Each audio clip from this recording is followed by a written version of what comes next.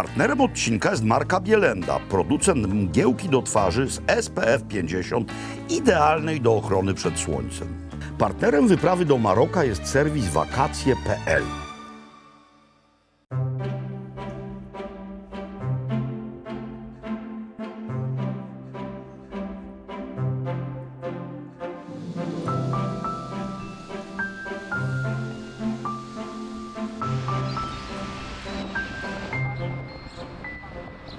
Drogie i szanowni, podróż z Marrakeszu w to miejsce zajęła nam mniej więcej 3,5 godziny. I oto dotarliśmy nad Ocean Atlantycki. A to miejsce, zarówno pod postacią miasta, jak i pod postacią owego tworu przyrody, nazywa się Walibiya.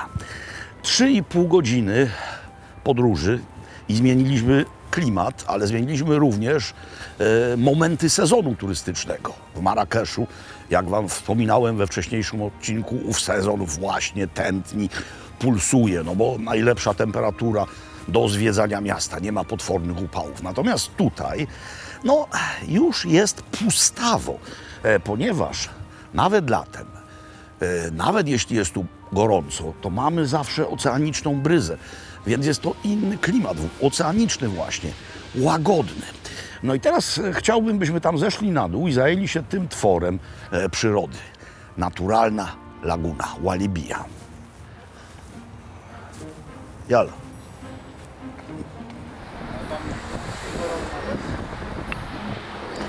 Rozszalały, wspaniały, żywiołowy ocean, czyli coś, co nam się właśnie z oceanem kojarzy, wielkie fale, są po tamtej stronie klifu.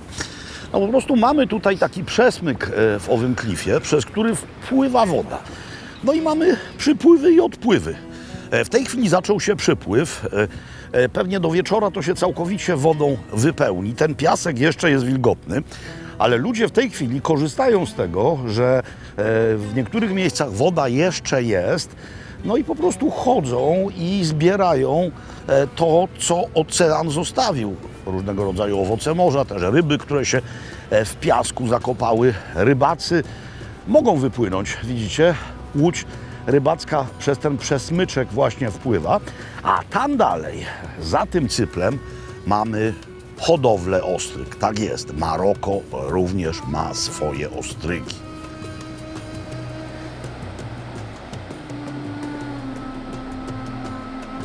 Kraj ma liczącą sobie 4000 km linię brzegową.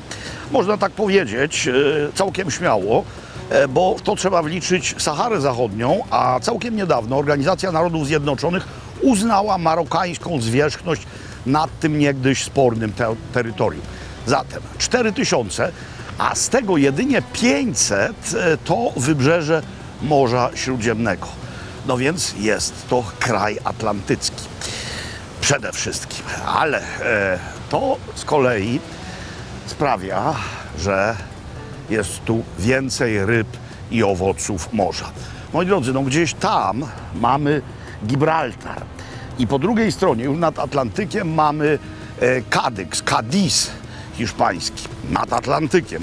I tamtejszy targ rybny był chyba najlepszym, jakie w całej Hiszpanii widziałem, bo Morze Śródziemne przełowione, Atlantyk jeszcze nie tak bardzo. Zresztą Cadiz jest również przyczynkiem do miejscowej historii, jak mu się przyjrzycie z góry, płaskie dachy, no to jest po prostu niegdysiejsze berberyjsko-arabskie miasto, fragment tych zdobyczy ludzi stąd właśnie tam. No ale skupmy się jednak na tym pięknie, co owa miejscowość oferuje. No w zasadzie oferuje, najbardziej kusi tym, czego nie oferuje. Mianowicie nie ma wielkich, gigantycznych hoteli all inclusive. Czyli jak się tu przyjeżdża, to albo są małe hoteliki butikowe, albo się wynajmuje kwatera, a też wille letniskowe. Robią to miejscowi bardzo chętnie, do Casablanki nie jest daleko, ale nie tylko. Więc pamiętajcie, nie tylko Agadir, moi drodzy. No spójrzcie, tu bym się teraz nie kąpał, ale tak do tej lagunki w sierpniu albo nawet i we wrześniu oczywiście po przypływie chętnie bym skoczył, a może i kawałeczek dalej. Grupa uderzeniowa miejscowej flotyli rybackiej czeka na przypływ. Jak łatwo się skapnąć, woda w nocy podejdzie aż tam, tak by dało się owe łodzie zepchnąć do oceanu. No i zacznie się połów. Potem, pewnie bladym świtem, te łodzie wrócą i rybacy będą bezpośrednio z nich sprzedawać to, co udało im się złowić.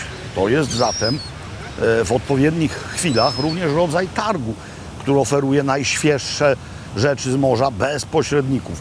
To, co nie zostanie sprzedane, powędruje do tutejszych restauracji.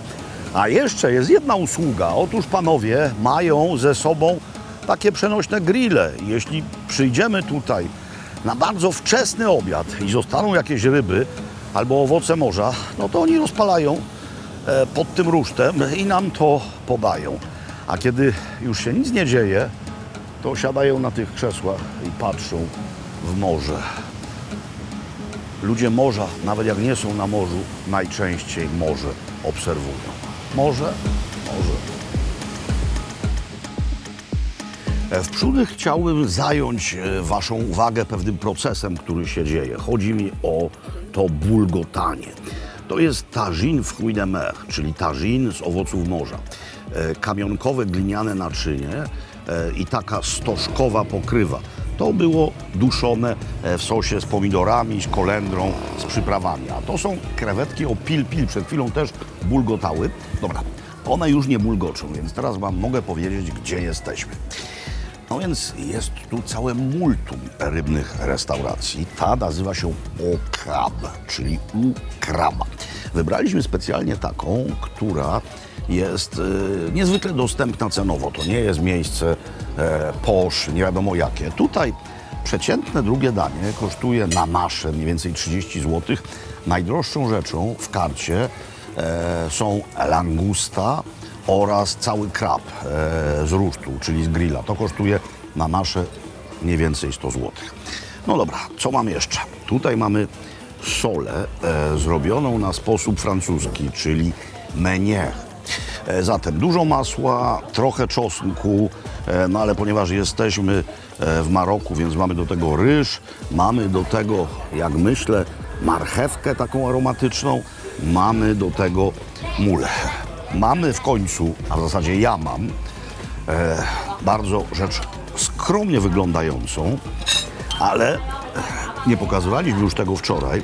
Straszliwie się wieczorem najedliśmy. Były taginy, ale nie fruits de mer, tylko były taginy mięsne i nie jestem głodny po prostu. Jak widać po tym, co się za mną dzieje, ów lokal jest popularny również i wśród tych turystów, którzy tu docierają. Jest ich niewielu, ale grupa przedstawicieli państwa środka, spożywszy obiad, właśnie wsiada do autobusu. Kierowca grzeje motor i pewnie schładza przestrzeń. Zupa rybna, która tutaj jest kremem, czyli gotuje się najpewniej głowy z dużych ryb. To się obiera, następnie to się miksuje. Dodatek, jak myślę, kurkumy jest nieodzowny, kminu rzymskiego.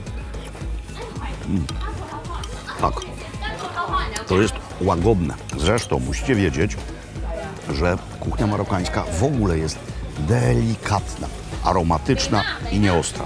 Więc, moi drodzy, o krab, tak nas ugościł krab, w związku z tym też nie mamy go na stole. Gościnny krab, więc go nie zjemy.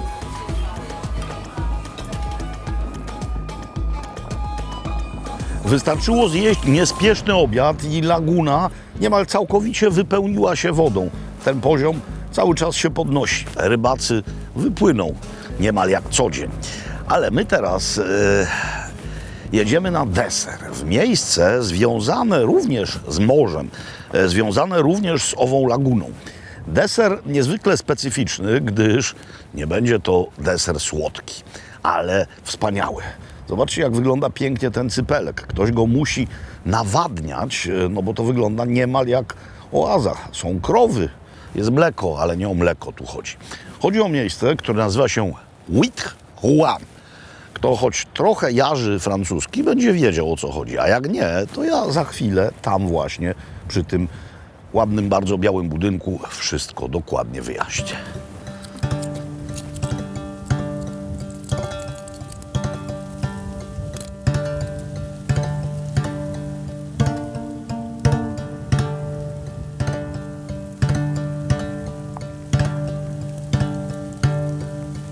Wszędzie tam, gdzie pojawiali się Francuzi i gdzie dało się hodować ostrygi, Francuzi to czynili. No, jak wiemy, darzą ostrygi niezwykłą miłością. I chodzi tu o ostrygi, które również hoduje się we Francji. Wielkie. Ostrygi pacyficzne. Była tam zaraza i ostrygi europejskie, a w zasadzie ostryga europejska, bo to jest jedna odmiana, jeden gatunek, akurat we Francji wyginęły. Zostały gdzie? W Dalmacji. One są mniejsze, mówię o tych europejskich, a te pacyficzne, no większe. I tutaj nadal się je hoduje. Marokańczycy rękawice podjęli. Tutaj akurat tych hodowli ostryg nie jest dużo. Na tej lagunie 2, może góra 3, ale jest jedno miejsce w Saharze Zachodniej, a nie na Saharze Zachodniej. Nazywa się Dakhla. Dlaczego nie na? No jakbym powiedział na Saharze, to by znaczyło, że ktoś hoduje ostrygi na pustyni. No tego się nie da zrobić. Chodzi o miasto Dakhla, które leży nad Atlantykiem właśnie w tymże regionie. No i tam, ponieważ turyści tam niemal w ogóle nie docierają, albo docierają śladowo, po pierwsze jest więcej znacznie tych hodowli, tam się też hoduje mule, tutaj nie. Te wszystkie mule, które jedliśmy na obiad, to są mule dzikie. No ale tam ceny są też dziko niskie. Podobno na nasze 40 groszy za jedną ostrygę. Najprostsza rzecz. Cytryna albo w tym wypadku limetka i nic więcej, nic więcej. Moi drodzy, ja już poprosiłem pana wcześniej, żebym jedną ostrygę dał, jak otwierał i wiem, co mówię. To są absolutnie wybitne ostrygi. No, zobaczcie, gdzie jest ich zagłębie, gdzie one rosną, tuż za mną.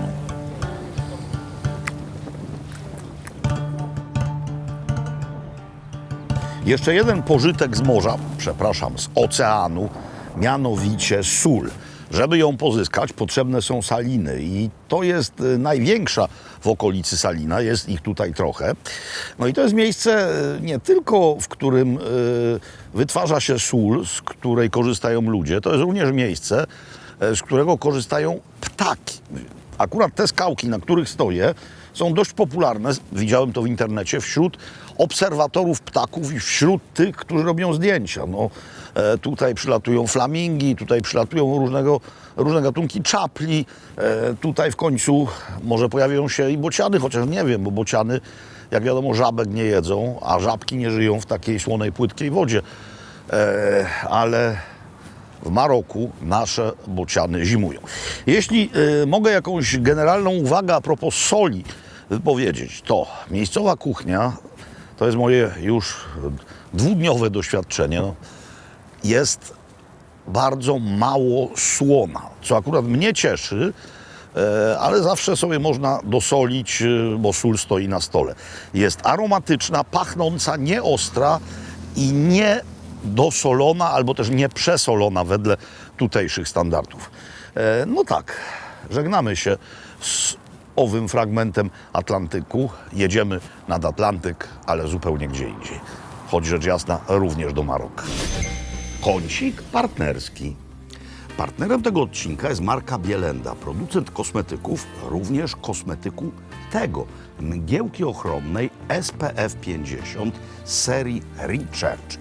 Jest to idealny produkt do wzięcia w daleką podróż, tam gdzie mocno operuje słońce. Produkt idealny zarówno dla kobiet, jak i dla mężczyzn. Dlaczego dla kobiet? Gdyż ową mgiełkę można stosować zarówno pod makijaż, jak i na makijaż. Dlaczego dla mężczyzn? Ano dlatego, że mężczyźni nie lubią sobie czegoś nakładać dłońmi na gębę, a to jest mgiełka ochronna w sprayu, więc się używa jej niezwykle prosto. Ma w swoim składzie zarówno sok z pomarańczy, jak i wodę z mandarynek bioaktywną. I robi się to właśnie tak.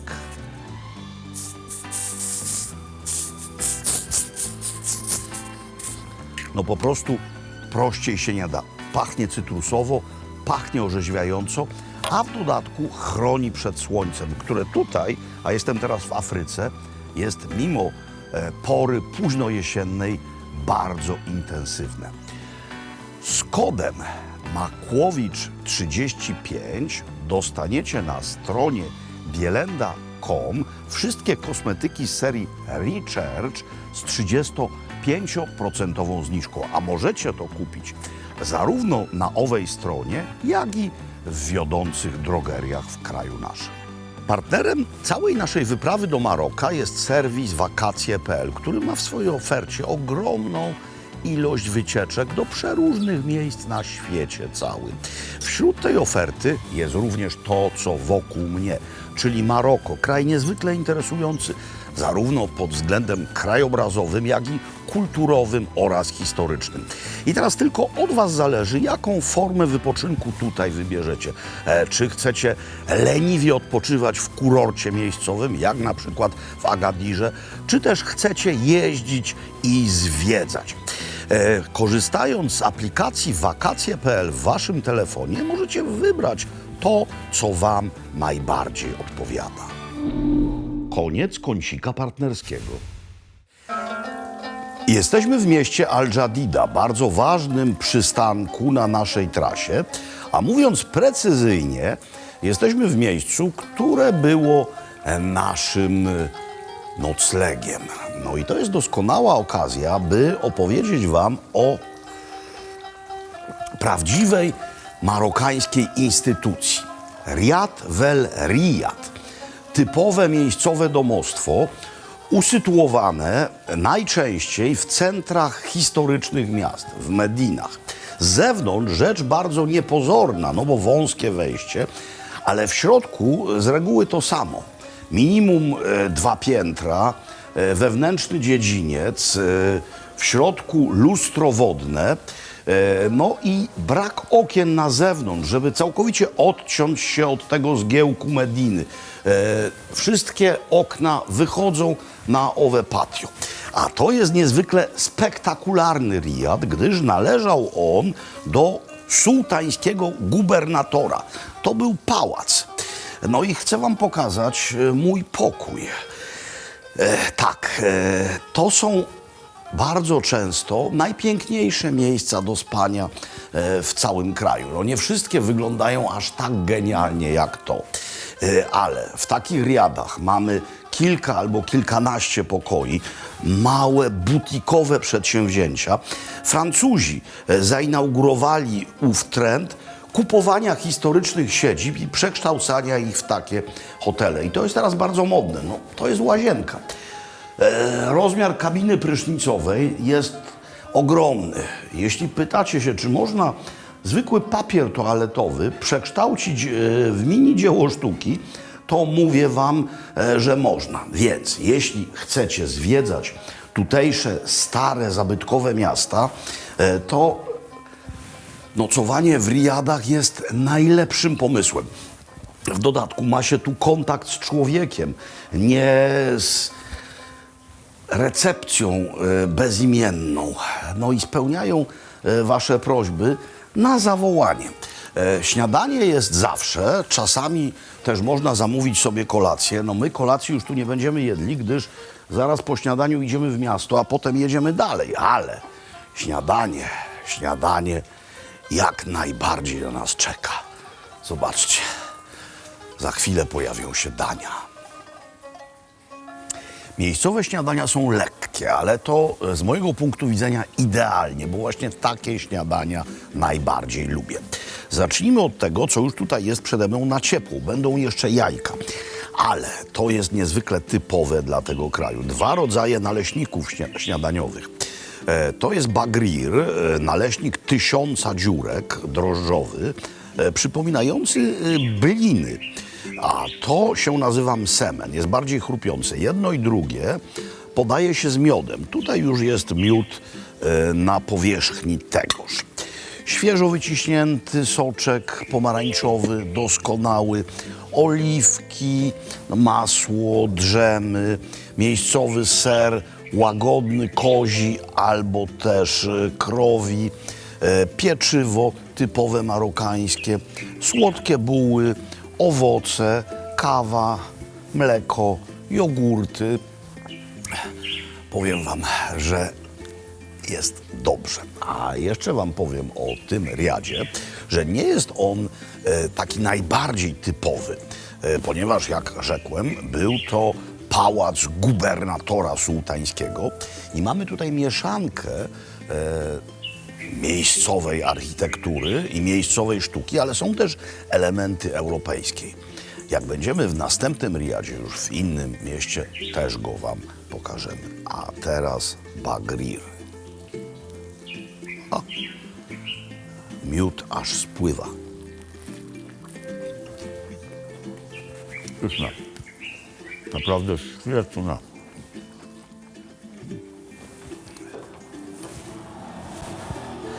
Na tym właśnie polega tajemnica.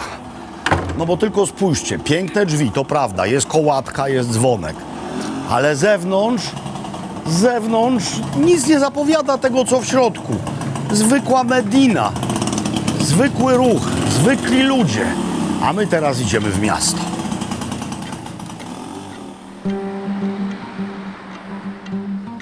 Za chwilę zobaczymy tę część miasta Al-Jadida, która wpisana jest na listę UNESCO, ale najpierw musimy cofnąć się do roku 1492. Upadek Grenady, jeszcze się broni z wież Alpuchary, ale się nie obronił. Kalifaty berberyjsko-arabskie na Półwyspie Iberyjskim padają. Dokonuje się rekonkwista i korzystając z osłabienia tych, którzy wcześniej zdobywali, sytuacja niejako się odwraca. I przypływają tutaj Portugalczycy, nie Hiszpanie, Portugalczycy. I zakładają kilka twierdz nadmorskich. Nie pchają się w głąb lądu, gdyż tak naprawdę nie chodzi im o zdobycze terytorialne rozumiane jako ziemię, lecz chodzi im o kontrolę ruchu statków handlowych, które opływają Afrykę. No chcą po prostu czerpać z tego profity i pobierać za to opłaty. I właśnie tutaj zakładają twierdzę miasto, Mazagan, czyli najpierw otaczają wszystko murami obronnymi, budują fortecę, a we wnętrzu tej fortecy powstaje Medina. To jest sam początek XVI wieku. No i to jest właśnie to. I tam właśnie idziemy.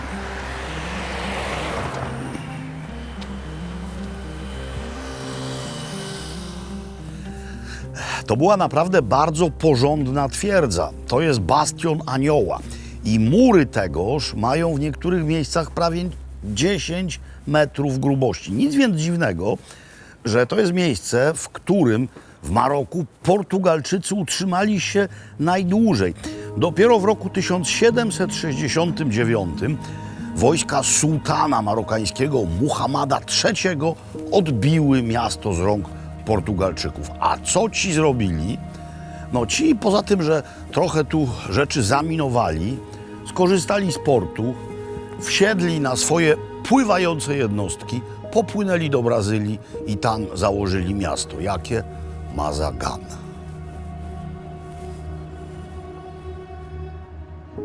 Mamy poranek, więc znów mamy odpływ, a skoro mamy odpływ, to mamy też mnóstwo rzeczy, które cofająca się woda pozostawiła, stąd spora aktywność ptactwa. Wracając do ptactwa i tego, co powiedziałem w tym programie, bociany czasami jedzą żaby, ale jest to ich posiłek ostateczny.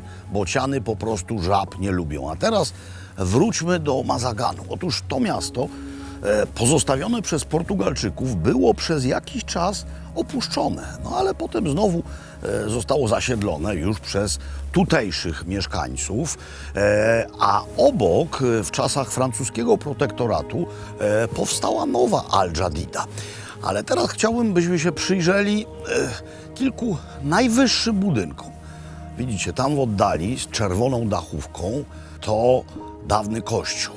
tutaj mamy minaret meczetu, bardzo nietypowy, gdyż ów meczet zaadoptowano w innym budynku. Tutaj znowu dawny kościół, a tutaj synagoga. To wszystko było w obrębie tego niezwykle małego, otoczonego murami obszaru.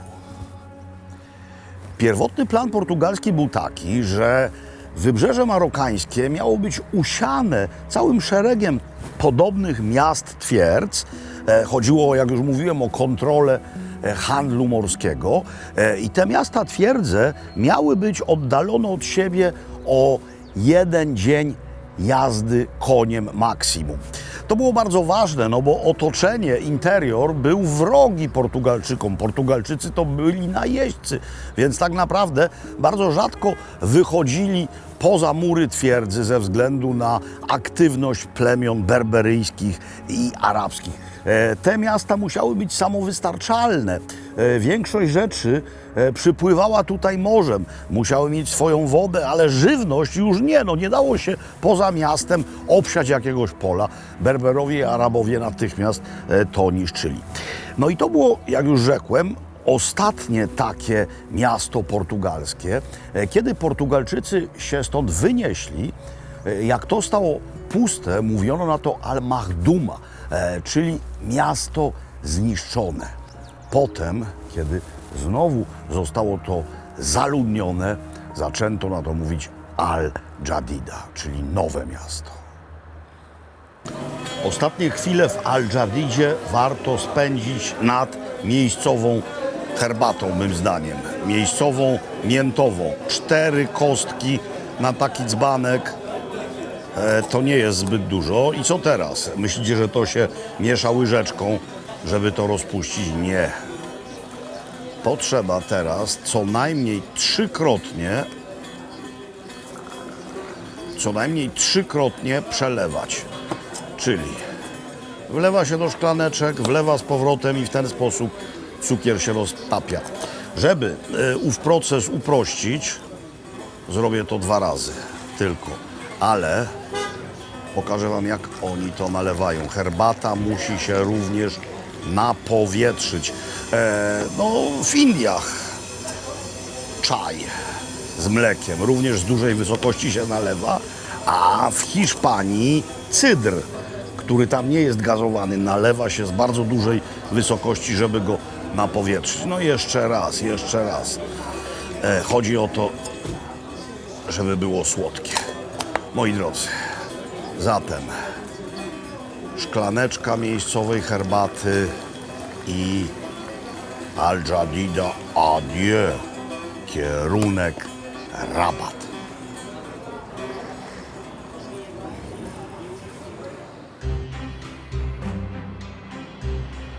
W tym odcinku niemal przez cały czas poruszamy się wzdłuż oceanu, ale akurat to miejsce ma niezwykle strategiczne, oceaniczne położenie. Mniej więcej w tamtą stronę mamy Zatokę Kadyksu i Hiszpanię.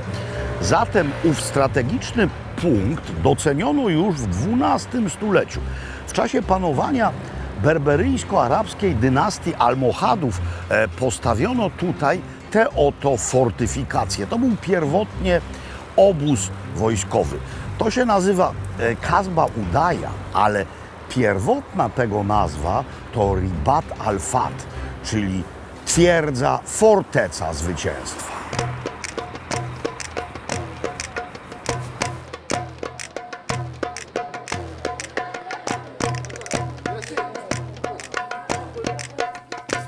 Mamy zatem obóz wojskowy. Dlaczego właśnie tutaj, tak potężny, tak wielka twierdza? Mówiłem o Kadyksie. Czym jest Kadyks? Kadyks jest morską bramą do Andaluzji, a to są czasy ekspansji berberyjsko-arabskiej na Półwysep Iberyjski. Tam właśnie powstają kalifaty, zatem jest to niezwykle ważne strategicznie miejsce. Najbliższe, jeśli chodzi o morski transport. No ale następuje rekonkwista i Arabowie, Berberowie zostają wyrzuceni z Półwyspu Iberyjskiego. Część przechodzi na chrześcijaństwo, ale ci, którzy przejść nie chcą, zostają wygnani i przybywają właśnie tutaj. I tutaj zakładają coś w rodzaju niepodległej republiki korsarskiej. To trwa kilkadziesiąt lat. Potem to zostaje wchłonięte przez marokański sułtanat. Ci przybysze z Andaluzji budują Medinę przylegającą do Kasby. A potem to małe miasto, bo było małe i nadal nie jest największe w Maroku, ulega pewnemu zapomnieniu. Ale to się zmienia. O tym za chwilę.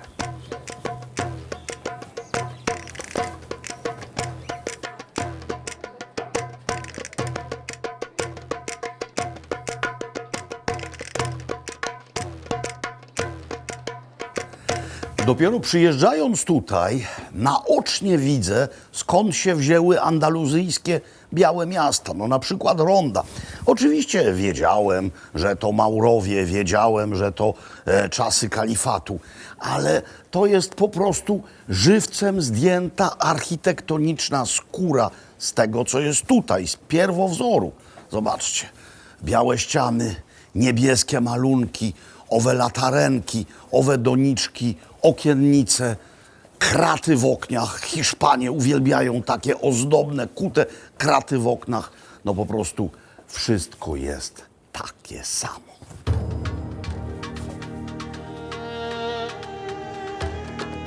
Rabat, jeszcze jako Ribat w XII czy też XIII wieku, nigdy nie miał klasycznego, dużego portu. Pojawia się zatem pytanie, no w jaki sposób stąd przerzucano wojska do Andaluzji? Ano bardzo prosto. One z tej fortecy maszerowały albo też jechały konno na mułach czy też wielbłądach w stronę Gibraltaru, w stronę tego przesmyku. To jest, zdaje się, tylko 14 kilometrów. I tam trafiały do Andaluzji, El Andalus, ale to się właśnie stąd działo. Potem w czasach korsarskich korsarze wykorzystywali ową ujście rzeki, Burę Grek się ona nazywa i tutaj wpada do oceanu. Wykorzystywali je w ten sposób, że operowali tylko małymi jednostkami, które mogły manewrować tu na tej rzece i tu się po prostu chowali. Atakowali, a potem wpływali w głąb rzeki i się chowali. No i teraz mamy początek XX wieku. Stolica Maroka jest w Fezie, ale Francuzi nie chcą mieć stolicy w Fezie. No po pierwsze duże miasto, mnóstwo wąziutkich uliczek, a dookoła góry, a w tych górach niezwykle waleczne plemiona berberyjskie. Więc szukają innego miejsca i ich oko pada na Rabat. Po pierwsze strategiczne położenie nad rzeką i nad oceanem. Po drugie miejsce bardzo zielone, sprzyjający klimat, więc przenoszą centrum administracyjne właśnie tutaj. Budują przepiękne nowe miasto Ville Nouvelle. I kiedy Maroko odzyskuje niepodległość, to tak zostaje. Dzisiaj Pałac Królewski jest właśnie tutaj w Rabacie, ambasady są tutaj. To jest po prostu stolica tego kraju. Kolejny łącznik pomiędzy Andaluzją a Marokiem. I nie chodzi tylko o samą nazwę, gdyż to miejsce to są ogrody andaluzyjskie, ale chodzi o formę, chodzi o to, jak to wygląda. W Andaluzji znajdziemy dokładnie takie same miejsca. Piękne.